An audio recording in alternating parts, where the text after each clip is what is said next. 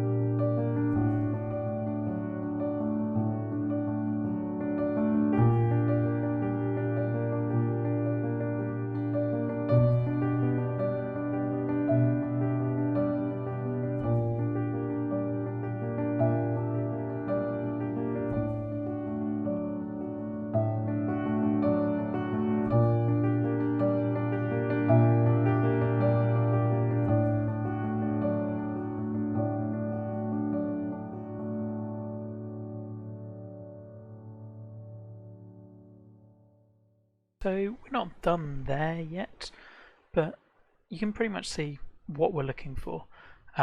Planting kind of growing out of the extra, like growing out of the side, and the underbrush really being dense. Now, do I have any concerns? Yeah, I'm still not sold on heavy rough. I tried with that path going through, but decided pretty quickly that that was just going to make it all too stark. And I quite like the idea that there are surfaces that are watered, like here, and then there's just the natural scrubland area that I'll probably use. Now I wonder whether burying some trees and scarring the land might give us some more rocky textures. Might play around with that a little bit. But I also like the way that the sand kind of comes out of the natural deserty texture. I think that works pretty well. So yeah, obviously the lighting really isn't helping this hole, and were we to swing it around you'd see a big difference. I think it's a solid golf hole. I like it as a par 3. The green has a lot of interest. And in fact, let's just show you what it might look like if we swung the lighting around all the way. So I mean, you can see immediately that it's going to look very different depending on where you put lighting, and obviously it could certainly be more favourable than it is currently, where we're pretty much dead down lighting. Typically I'll try to avoid doing par 3s like this away from the sun. Just par 3s, you want to throw everything visually at it, and it can become quite tricky to do that when it's going away from it. In terms of it, but what you've seen, as I was saying earlier, is like choose your little planting outcroppings, build out from those. Grasses, I think try to, well, you want a few splashes of colour, so you'll have seen the orange juniper bushes going in, and these little flowers I think will work quite nicely.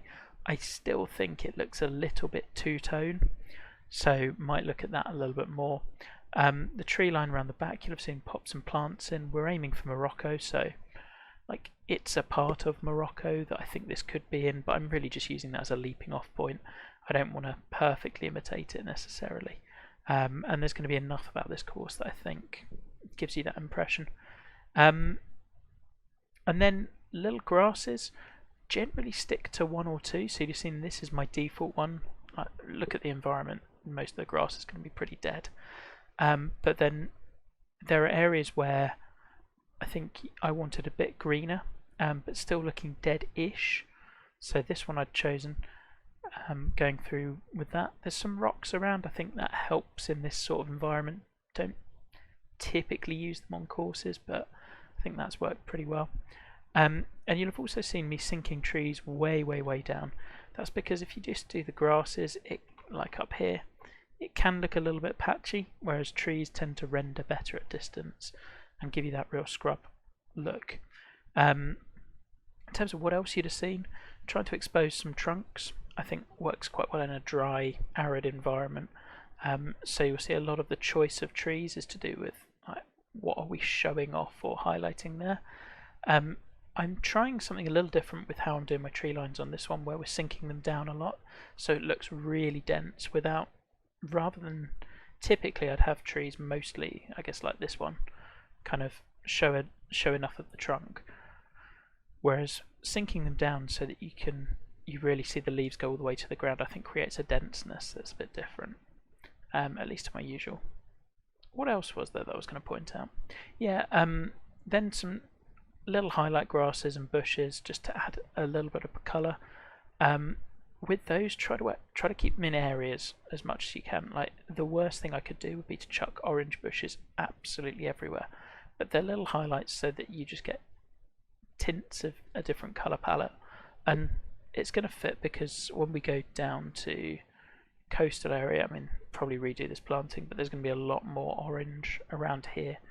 I think the wetter it gets, we're going to go with more colour and more greenery and things like that, which fits my environment pretty nicely. So there you go, that's a brief intro to how I might do planting, and hopefully that was useful. See you later.